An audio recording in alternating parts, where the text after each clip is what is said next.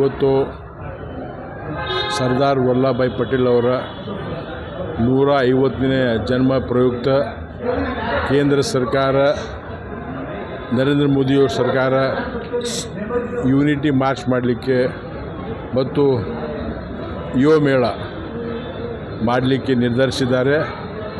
ಭಾರತ ದೇಶದಲ್ಲಿ ಎಲ್ಲ ಜಿಲ್ಲಾ ಹೆಡ್ ಕ್ವಾರ್ಟರ್ಸಲ್ಲಿ ಇದು ಯೂನಿಟಿ ಮಾರ್ಚ್ ಆಗ್ತಾಯಿದೆ. ಇವತ್ತು ನಮ್ಮ ಕಲಬುರಗಿಯಲ್ಲೂ ಕೂಡ ಯೂನಿಟಿ ಮಾರ್ಚ್ ಆಗಿದೆ. ಜಗತ್ ಸರ್ಕಲ್ದಿಂದ ವಲ್ಲಭಭಾಯಿ ಪಟೇಲ್ ಸರ್ಕಲ್ವರೆಗೆ ಮತ್ತು ವಲ್ಲಭಭಾಯಿ ಪಟೇಲ್ ಸರ್ಕಲಿಂದ ರಂಗಮಂದಿರವರೆಗೆ ಸಾವಿರಾರು ವಿದ್ಯಾರ್ಥಿಗಳು ಪಾಲ್ಗೊಂಡಿದ್ದಾರೆ. ಇದು ಯಾವ ಪಾರ್ಟಿ ಸೇರಿದ ಕಾರ್ಯಕ್ರಮ ಅಲ್ಲ, ಇದು ಕೇಂದ್ರ ಸರ್ಕಾರದ ಕಾರ್ಯಕ್ರಮ. ಸರ್ದಾರ್ ವಲ್ಲಭಭಾಯಿ ಪಟೇಲ್ ಅವರು ಇಡೀ ಭಾರತ ದೇಶ ಒಂದಾಗಲಿಕ್ಕೆ ಕಾರಣಭೂತರು. ಇವತ್ತು ನಮ್ಮ ಕಲ್ಯಾಣ ಕರ್ನಾಟಕ ಕೂಡ ಇವತ್ತು ಭಾರತ ದೇಶದಲ್ಲಿ ಸೇರಿದಿಲ್ಲ.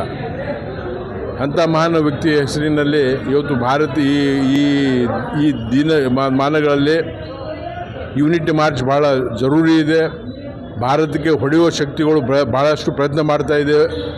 ಅದನ್ನು ಎದುರಿಸಲಿಕ್ಕೆ ನಾವು ಒಂದಾಗಬೇಕಂತೇಳಿ ಯೂನಿಟಿ ಮಾರ್ಚ್ ಆಗ್ತಾಯಿದೆ.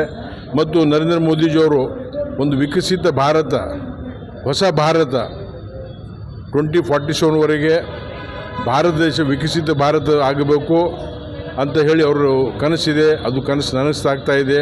ಅದಕ್ಕೆ ಇವತ್ತು ಈ ಕಾರ್ಯಕ್ರಮ ಆಗ್ತಾಯಿದೆ. ನಿಮಗೆಲ್ಲರಿಗೆ ಧನ್ಯವಾದಗಳು. Thank you.